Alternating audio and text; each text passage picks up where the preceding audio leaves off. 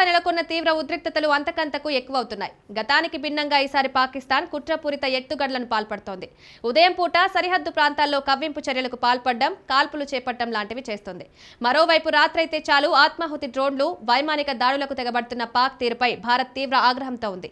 ఎప్పటికప్పుడు పాక్ చేపట్టే డ్రోన్ దాడులను సమర్థంగా తిప్పికొట్టడమే కాదు, దానికి బలమైన గుణపాఠాన్ని చెప్తున్న పరిస్థితి.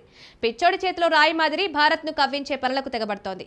గురువారం రాత్రి విషయానికొస్తే రాత్రి వేళలో ఐపీఎల్ క్రికెట్ మ్యాచ్ జరుగుతున్న ధర్మశాలను పాక్ టార్గెట్ చేయడం తెలిసిందే.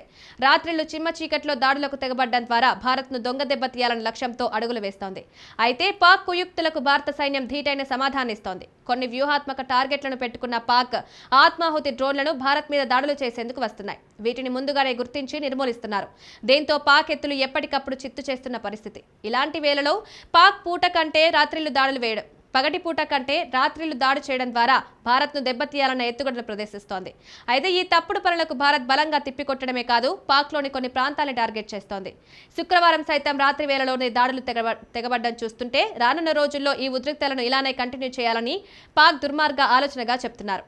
వారెంత భారీగా ఆయుధాలు వాడుతున్నా అంతకు రెట్టింపు శక్తివంతమైన ఆయుధాలు ఉపయోగిస్తున్న భారత్ దాయాది రాత్రి దాడుల్ని సమర్థంగా తిప్పికొడుతోంది.